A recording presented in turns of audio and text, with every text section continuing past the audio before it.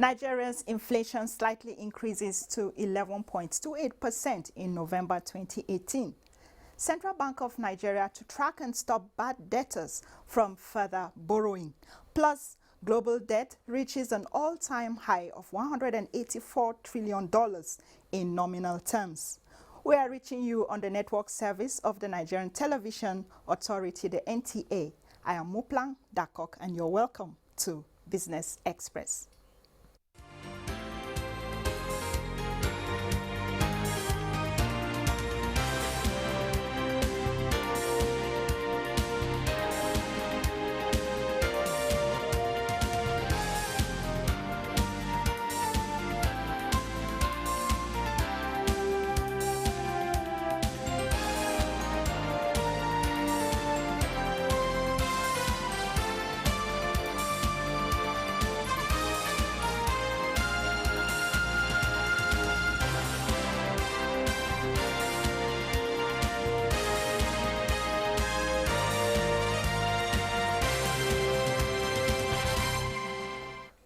The Consumer Price Index, CPI, which measures inflation, increased by 11.28% year-on-year in November 2018.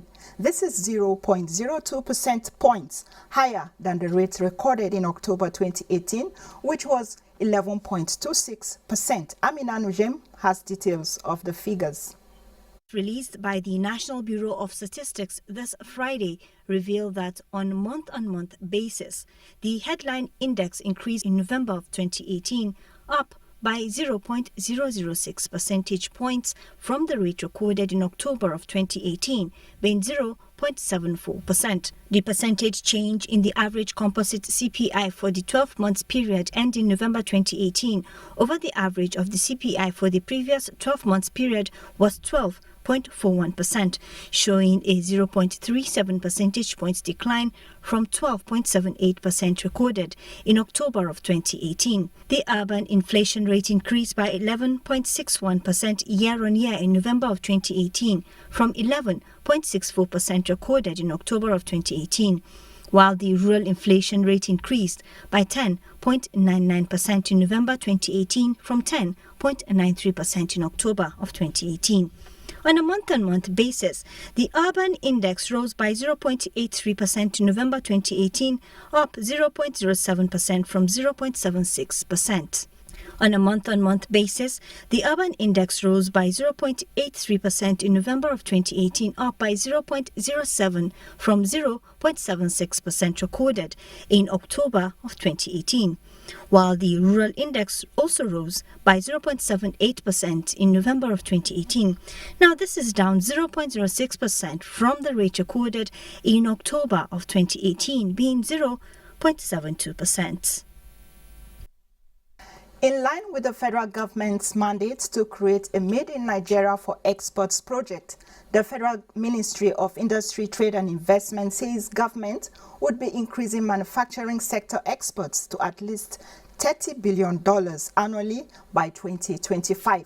The Minister of Industry, Trade and Investment, Okechukwu Enelama, says the federal government's Economic Recovery and Growth Plan, ERGP, identifies the development of special economic zones as a major strategic tool to accelerate the implementation of the Nigeria Industrial Revolution Plan through the manufacturing of goods for exports. The executive chairman of the Federal Inland Revenue Service, FIRS, Babatunde Fowler, says the agency has generated 5 trillion naira by the second week of December 2018 and is at the verge of hitting a target of 5.3 trillion naira at the end of the year.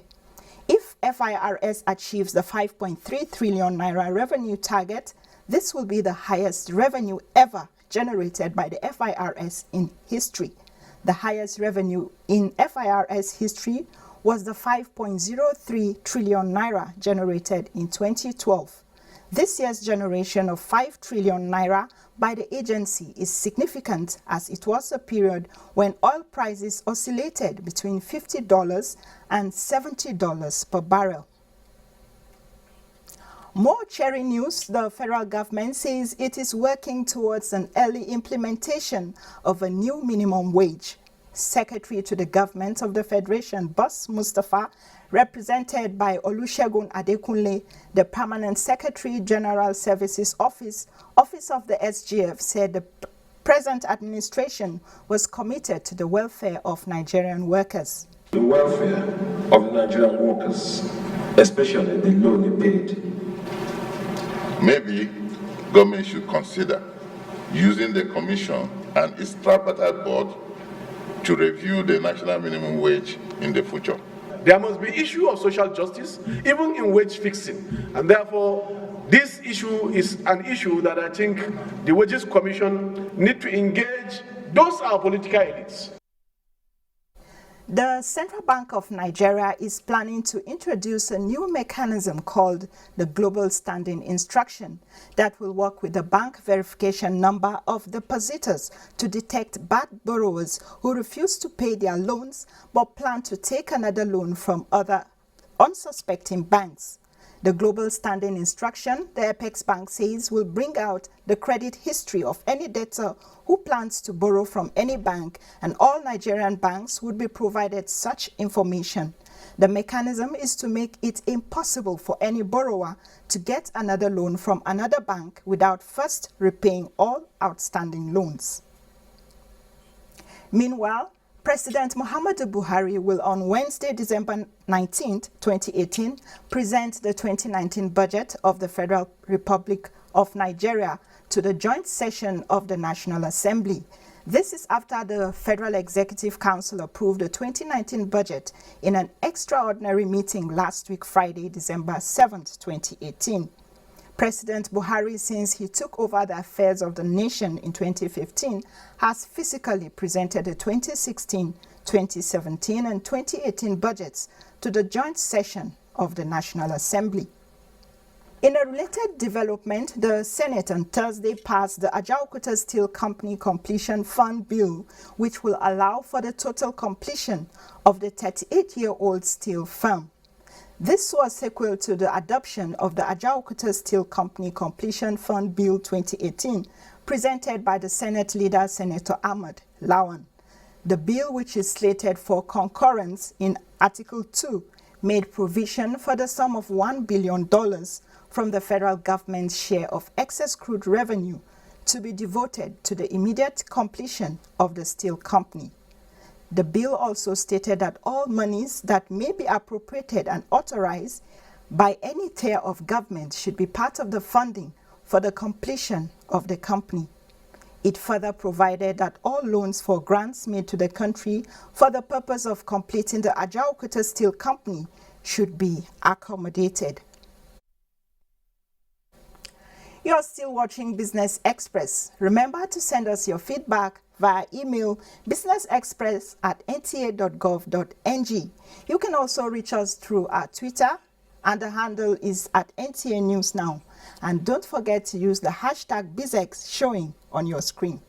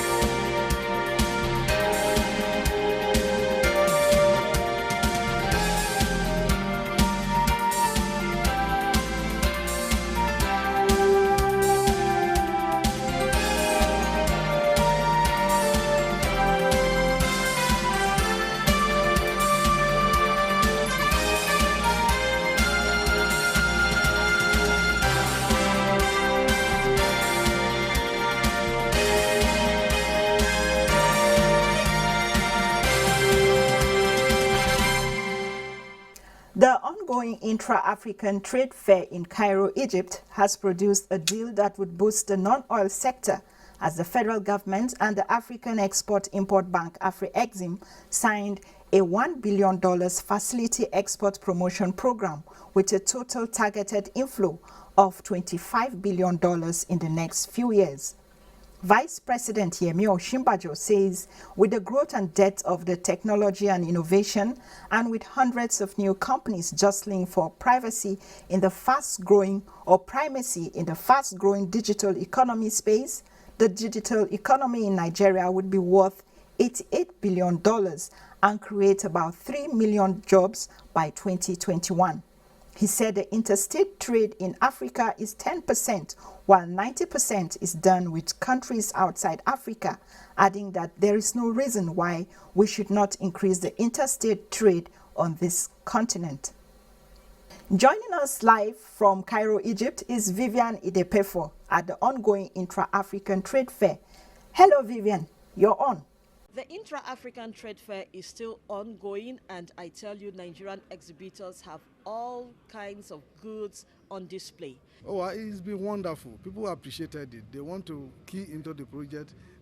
Some of them want to partner with us so that we can move across Nigeria to other countries, supply them, and that will expand, create more jobs in our country. The experience has been exciting. I'm able to get market for my product, especially shea butter. At least I've got market from 2 countries, Namibia and 1 other countries. Of course, there is yearning for our shea butter, but unknown to a lot of people, Nigerians are the major producer of shea in the world. I thought shea butter was only available in Ghana, but attending this trade fair, I found out that it's also available in other West African countries such as Nigeria. So I'll be more than happy to source it from different African countries to add towards the initiative of Intertrade Africa. What has been the response of people coming around your stand? What has been the response? It's very impressive. People like to import our product here in Egypt, because they have not seen something like this before. I've also had inquiries from Libya, Iraq, Russia, and many others. A lot of pharmacists and doctors came to our stands, and they are in the process of inquiring this. Now, I'm intrigued because you are white-skinned, so I say, oh, he's not a Nigerian, but then you tell me you are a Nigerian. Yes, I'm a Nigerian. I've lived in Nigeria for 22 years. So that makes me a Nigerian. Wow. So you see, it's not just about the color of the skin, it's also about what you feel about the country. So for people like Kishin, being Nigerian is not just about the color of the skin. He has lived in Nigeria for 22 years, and so he pitches his camp with Nigeria, even at the Intra-African Trade Fair. We're back to studio. Thank you, Vivian. The International Air Transport Association, IATA, has predicted that African countries will experience bleak 2019 in their aviation industry, with a record $300 million loss for the continent's airlines. The association, representing some 290 airlines and controlling 82% of global traffic, also said the global airline industry net profit would be $35.5 billion in 2019, slightly ahead of the $32.3 billion expected net profit in 2018. And similarly, the International Air Transport Association has announced global passenger traffic results for October, showing that demand rose 6.3% compared to the same month last year. This marked a rebound from 5.5% growth recorded in September, which was an 8-month low. Capacity also grew 6.3%, and load factor was flat at 81.1%, matching last year's record for the month. IATA's Director General and Chief Executive Officer Alexander De Juneyck said October's healthy performance was reassuring after the slower demand growth in September, some of which were attributable to weather-related disruptions. The Nigerian Communications Commission, NCC, has hinted that the commission may soon order telecommunication operators to refund illegal deductions from subscribers. NCC Executive Vice Chairman Professor Umar Dambata said the illegal deductions were made in 5 months, while noting that 58,965 total active broadband subscription on 3G and 4G platforms was recorded at November 2018. Professor Dambata explained that internet subscription grew from 107 million in October 2018 to 108 million in November 2018, while active voice subscriber base grew from 165.2 million in October 2018 to 169.1 million in November 2018. The Commission also disclosed that Nigeria has exceeded 30% broadband penetration target.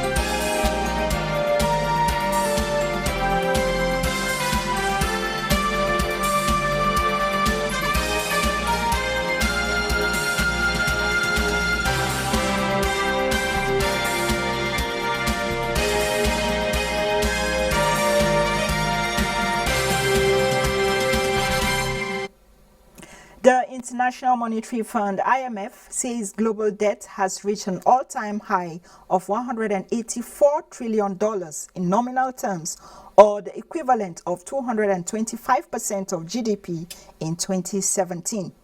Global Debt Database, GDD, is a comprehensive data set covering public and private debt for virtually the entire world, dating back to the 1950s. United States stock futures under pressure after weak China data. Bosede Abel reports. Global stocks were mostly on the negative in the early trading of Friday, 14th December 2018. African stocks were mixed. Tunisia's Tunidex opened positive with 15.96 points to start 7,292.88. Nairobi All Share opened 0.01% to start 140.90, while South Africa's JSE Composite Index started low by 1.18%. On Friday morning, European stocks tumbled amid escalating concerns of a sharp slowdown in the world's second largest economy. DAX depreciated 1.50%, FTSE 100 1.19%, and CAC 40 also dropped 1.41%. Asia stocks closed trade lower as China reported a slew of economic data that missed expectations, deepening worries about headwinds facing the world's second largest economy. While in the United States, the Dow Jones Industrial Average was more than 200 points lower at Friday's open as against Thursday's trading, where it closed the session higher by 0.29% at 24,597.38, while the S&P 500 and Nasdaq Composite Index closed negative. The Nigerian Stock Exchange All-Share Index ended Friday, 14th of December on a positive note. It gained 0.37% to close at 30,681.50 basis points, with market capitalization closing at 11.2 trillion naira. Let's now take a look at how the naira is exchanging against some major currencies.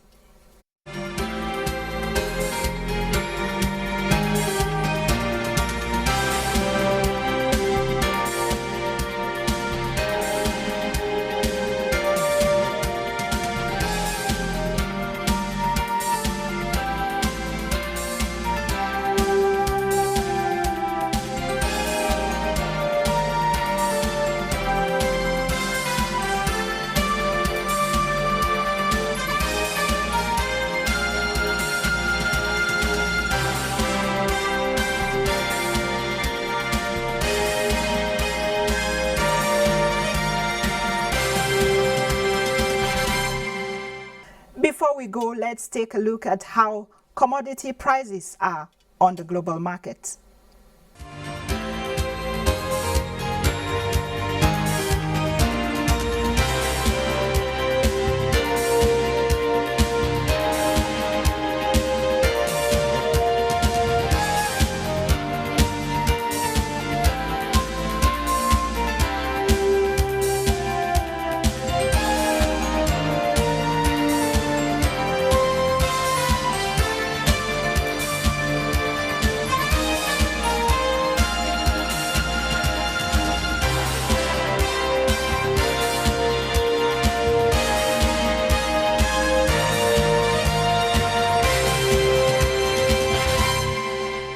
That's it on Business Express. Monday, 3 o'clock in the afternoon is another date. Remember to send us your feedback via email, businessexpress@nta.gov.ng. You can also reach us through our Twitter, and the handle is @NTA News Now. And don't forget to use the hashtag BizX showing on your screen. Join us again next week. Thank you so much for watching. I am Muplang Dakok.